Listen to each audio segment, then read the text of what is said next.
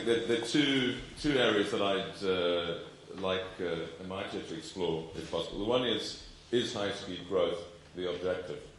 You've said that's the objective of your growth commission.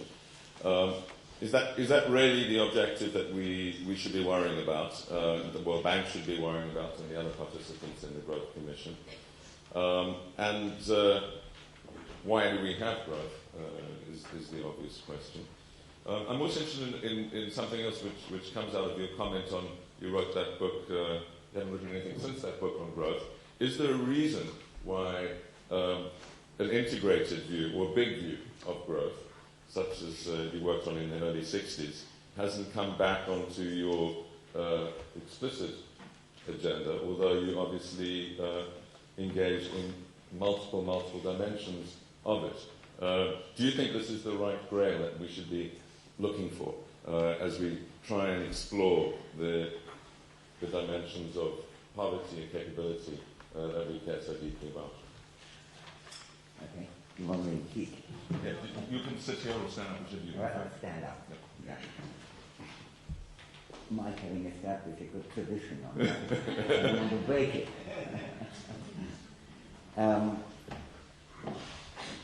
What do I do with your thing? So, there's not many things I can do, but that one I can. Well, that was a wonderful presentation and very, to me, very illuminating. Amazing how much ground Mike covered in short space of time. I was being reminded, Ian missed out when we were describing Mike Spence. One part of his career, he was the Dean of the Faculty of Arts and Sciences for a long time, and among other good things he did, he hired me in Harvard. And I still remember having one of those lunches, after which I got a letter from him saying, "Dear Amartya, 27 points came up in our discussion yesterday, and I would like to put down the response to each of them." They were well thought out, and after 6 years having a gentlemanly job at Trinity, when I decided to go back to Harvard, and since they had kept my chair on, I had to go back to all that, and I said, I think Spencer's 23rd point is not receiving sufficient attention at this time. So it was wonderful to see him cover the ground so extraordinarily, insightfully, and well. On the questions that you raised, Ian, let me begin with the second first, because it's easier, and the first is the more difficult one, about the kind of concerns that we had with growth when I did the book in '60. It was done for a different reason. I was being pushed by my teachers to work on growth theory, and I was resisting it. And that was a kind of resignation statement, really. And I surveyed the thing, the collection, really. I had a long introduction, but I put together a lot of work which were among the best that existed there, I think. And looking through, it was interesting that some of those things, of course, have survived. I think the saving rate emphasis of that period remains so, and even more so, perhaps today, than people recognize. Even the primitivity of the 1950s Bob Sowell's Reforms paper remained relevant, and of course in a more sophisticated version there. But I don't think that did come through quite well in that literature. I haven't looked at that book of mine. I wrote it about 40-some years ago, but I had last looked at it about 35 or so years ago. So I think that there was insufficient understanding of the role of increasing returns and what you call dynamic comparative advantage. I don't think that was really understood. There was something on that. Even, I think Nick Kaldoff said something on that, but it didn't really come much into light. But I think there was no way of understanding the sudden transformations that knowledge and learning, as you said, could bring in. And when I turned around, I was asked last December to go and lecture to the Indian internet people, quite a dynamic sector.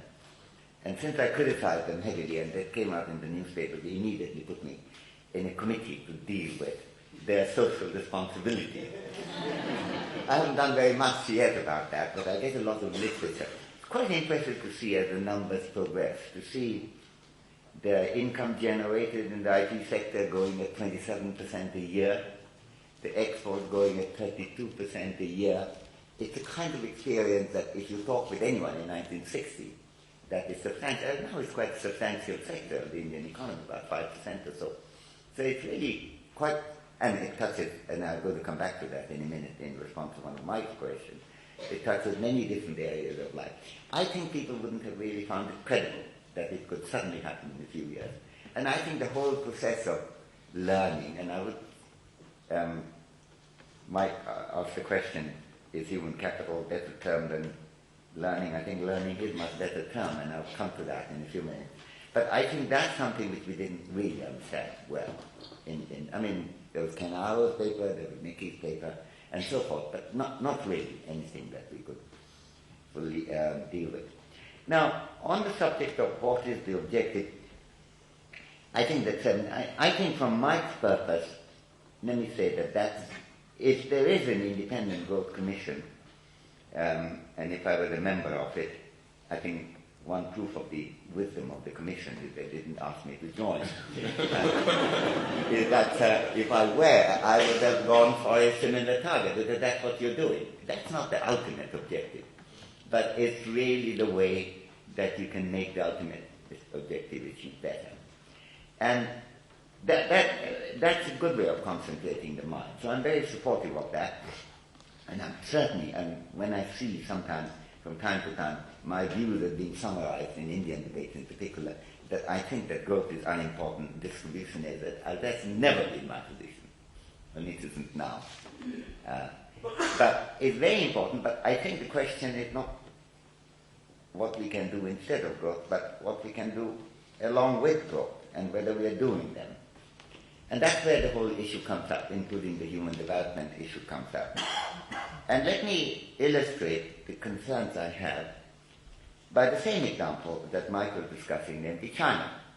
Now, China is, of course, certainly for India, it's the biggest experience in the world, and nothing.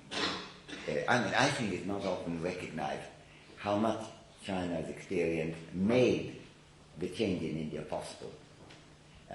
I'm happy that they didn't think that it was lack of democracy in the direction in which Lee Kuan Yew was pushing us. It got nothing to do with it. But the fact that they did something, they did play with the market, they did recognize that without market, without making use of the market, there is no way of being friendly to the poor. That point came through from China in a huge way. And as long as it happened in Hong Kong, in Singapore, it wasn't quite like that. People would say, well, that's like South Calcutta. It's not a serious thing to think about. But China was totally different.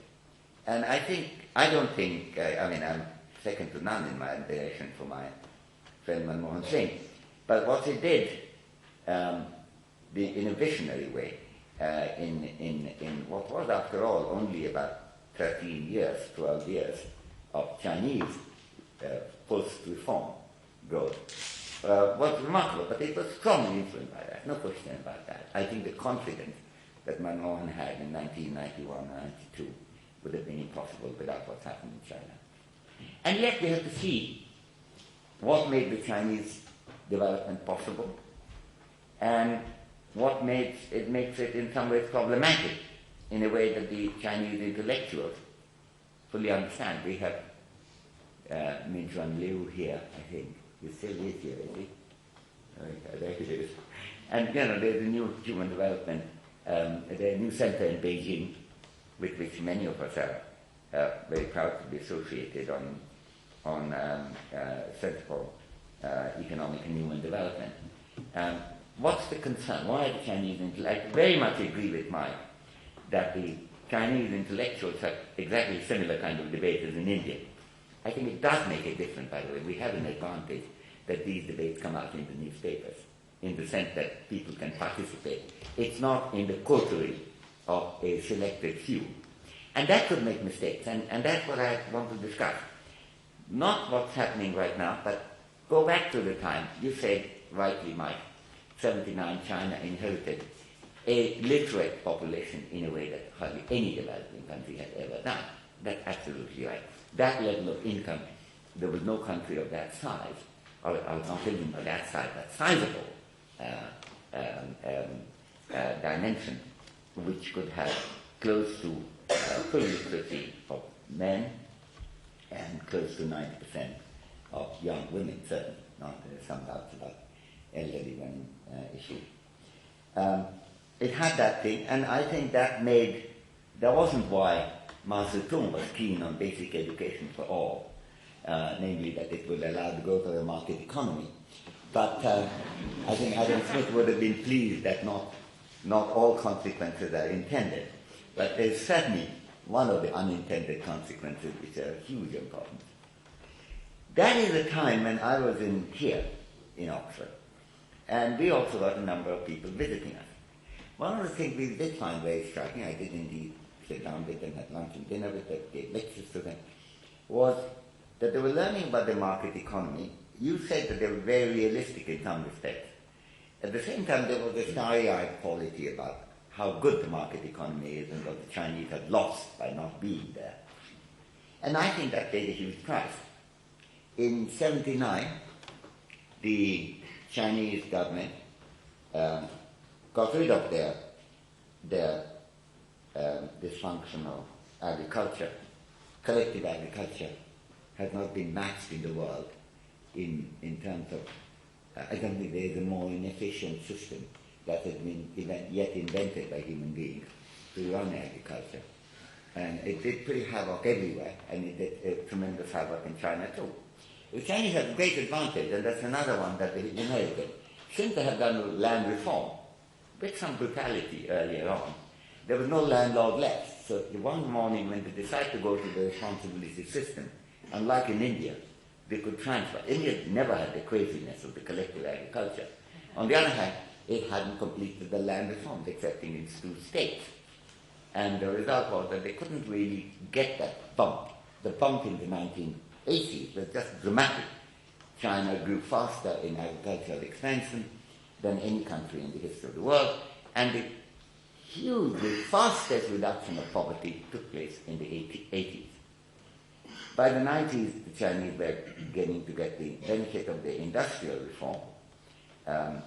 And here the picture is slightly more mixed since it's distributed, since it's regionally very unequal, concentrated, and agriculture was across the country.